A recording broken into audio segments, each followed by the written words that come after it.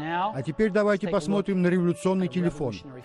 Мы хотим изобрести телефон заново. Современному человеку первый iPhone покажется простым и даже примитивным. В нем не было многих вещей, которые в айфонах любит нынешнее поколение. Но для 2007-го это была настоящая революция.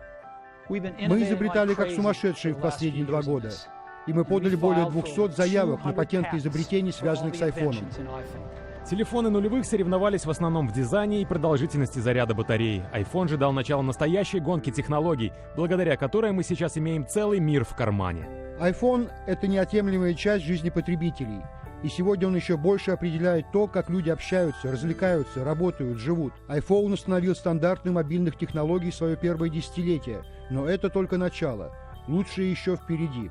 Первый iPhone дал миру тачскрин, легкий доступ в интернет, геолокацию и тысячи заменяющих компьютерные программы приложений. Благодаря App Store появились или получили популярность тысячи сервисов, без которых невозможна современная жизнь. Это не только революция телефонной связи и интернета. iPhone придал бешеное ускорение буквально каждому аспекту нашей жизни. iPhone — это то, как мы делаем видеозвонки, фотографии и видео, как мы слушаем музыку, используем социальные сети и играем, как мы находим новые места и добираемся до них, и как мы смотрим телепередачи, фильмы и спортивные состязания. За 10 лет свет увидел 11 поколений и продано более миллиарда айфонов. В этом году впервые в истории у Apple наблюдается падение продаж, из-за чего глава компании Тим Кук не досчитался 1,5 миллиона годовой зарплаты.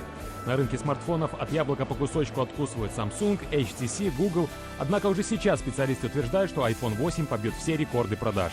По слухам, новый смартфон Apple представит уже в сентябре 2017 года.